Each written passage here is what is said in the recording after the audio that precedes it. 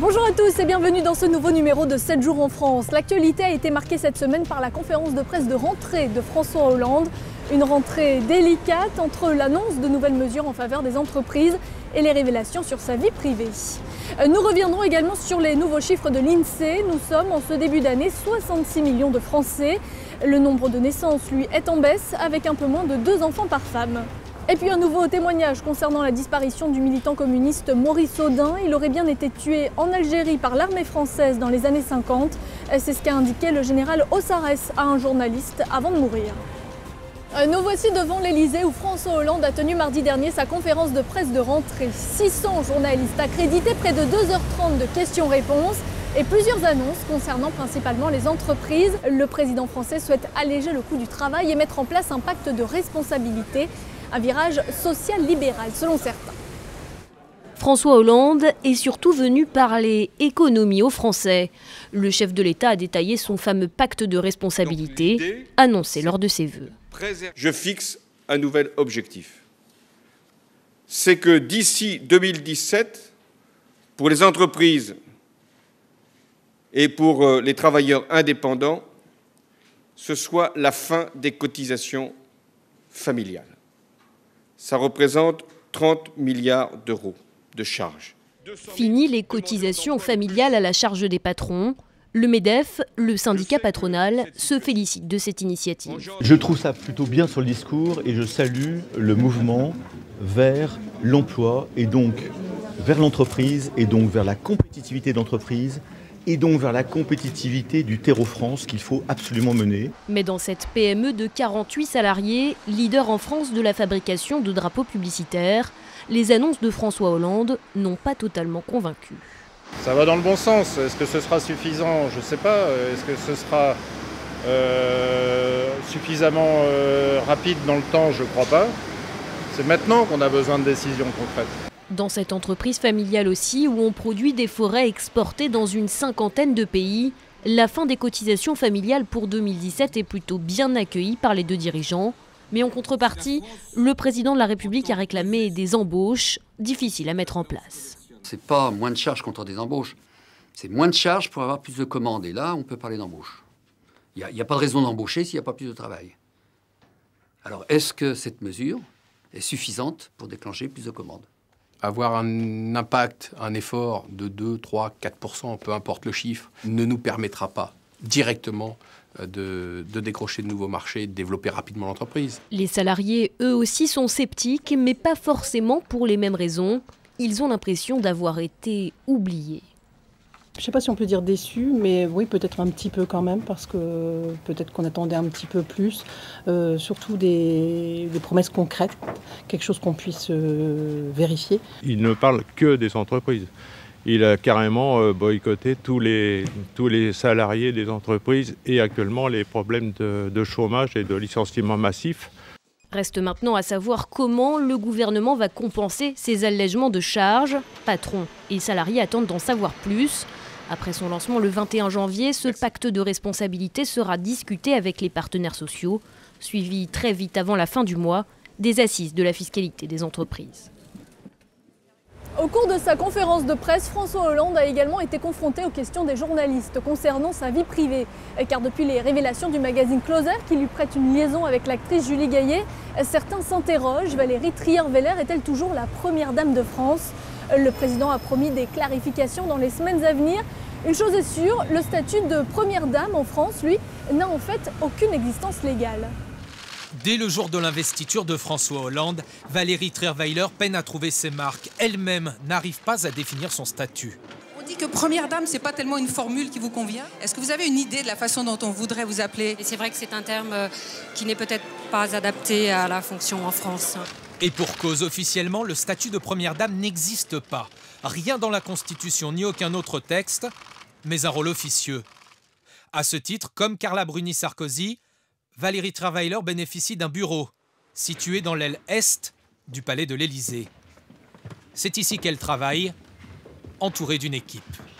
Vous y passez beaucoup de temps dans ce bureau? Je dirais 3 à 4 heures par jour. 5 collaborateurs pour un coût total de 19 742 € par mois. Des moyens pour assurer ses missions, représentation officielle et engagement humanitaire. Sans définition précise, chaque première dame a exercé son rôle selon son style et ses envies. Faut-il aujourd'hui créer un véritable statut? Les politiques n'y semblent pas favorables. On élit un président, une présidente. Et peu importe qui est son compagnon ou sa compagne. Et donc il n'y a pas de raison d'avoir un statut. Ça semble un peu suranné avec l'évolution des mœurs, j'allais dire. En France, on adore les statuts. On va faire un statut de tout le monde, de la première dame et de la deuxième dame aussi, peut-être. Faut-il faire un statut pour la deuxième? Donc je ne suis pas sûr que ce soit vrai, que ce soit vraiment la réponse. Pour François Hollande, l'essentiel, c'est la transparence des moyens accordés qui doivent être, je cite, le moins élevé possible. Combien de Français sommes-nous? Combien d'enfants avons-nous? Et comment sommes-nous répartis dans l'Hexagone? Des questions auxquelles l'INSEE, l'Institut de la statistique, tente de répondre chaque année. Et l'un des constats de ces derniers mois, c'est que le nombre de naissances est en baisse. C'est un cri qui résonne dans beaucoup de maternités françaises. Notre pays est un des plus féconds de l'Union européenne, juste derrière l'Irlande. Les Françaises ont en moyenne 1,99 enfants, un chiffre en légère baisse à cause du vieillissement de la population. La crise économique, elle, n'a pas d'impact majeur.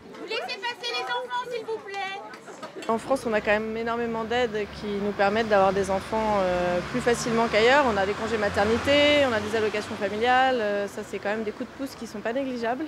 J'ai eu beaucoup de chance parce que mes enfants, ils ont été en crèche, ils sont dans une bonne école et donc de mon côté, je suis contente par rapport à ça. C'est un bonheur dans la vie et qu'il y a la crise et les difficultés, mais vivre heureux, c'est aussi avec beaucoup d'amour et les enfants, c'est de l'amour.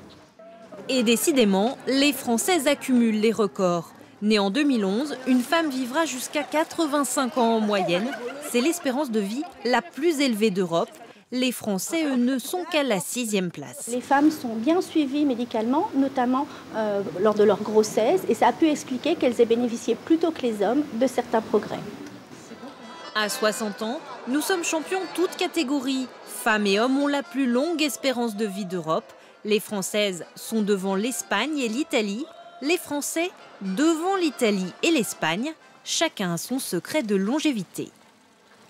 Le soleil, la mer, tout, on a tout ici pour être bien, quoi. Moi, j'ai toujours fait beaucoup de sport, j'ai toujours beaucoup bougé. Je pense qu'on s'y retrouve ensuite.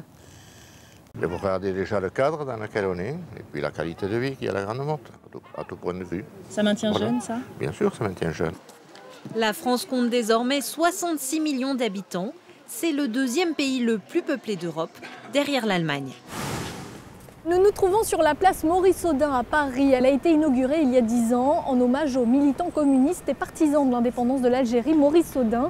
Il avait été arrêté par l'armée française en 1957, puis s'était soi-disant évadé avant de disparaître sans explication. Un crime d'État pour de nombreux historiens, mais également pour le journaliste Jean-Charles Degnaud. Dans son dernier ouvrage, il s'appuie sur un témoignage précieux, celui du général Ossarès. À sa première visite officielle à Alger, le président de la République n'a pas manqué de se recueillir sur cette place. La place Maurice Audin, icône de la décolonisation. Ce brillant mathématicien de 25 ans, jeune marié, père de 3 enfants, était aussi militant communiste et en faveur de l'indépendance algérienne. Sur dénonciation le 10 juin 1957, Audin est arrêté chez lui devant sa famille. Elle ne le reverra jamais. Madame Audin, quelques semaines après la disparition de son mari, reçoit un officier qui lui dit « Votre mari s'est évadé, il a disparu ». Et c'est toujours la thèse officielle. Mais un homme, le patron des bourreaux, vient de parler avant de mourir. Paul Ossarès, le chef des renseignements militaires à Alger. En 2001, il choquera en revendiquant l'emploi de la torture ainsi que 24 exécutions sommaires. Avant la mort du vieux général en décembre dernier, ce journaliste obstiné lui a arraché des aveux enregistrés sur ce magnétophone. Pendant 7 mois, il lui a posé les mêmes questions. Que s'est-il vraiment passé? Êtes-vous prêt, oui ou non, à parler? Oui, nom de Dieu, oui. Alors, comment ça s'est passé l'affaire Audin, la vraie histoire? Eh bien, on a tué Audin. Voilà. Comment?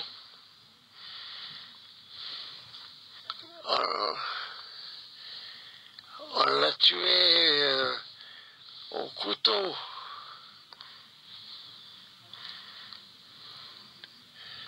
pour faire croire que c'était les Arabes qui l'avaient tué. Et Haut-Sarrès de déclarer qu'il a obéi à cet homme, son supérieur direct, le général Massu, le patron de la 10e division parachutiste, mort en 2002. Un ordre oral à Haut-Sarrès que voici. Il faut exécuter Audin, pour l'exemple, pour qu'ils, les communistes, s'arrêtent de faire des attentats spectaculaires. Ce genre de crime, qui est un crime d'État, on ne va pas faire un rapport écrit. Et s'il y a un rapport écrit, on le fait disparaître.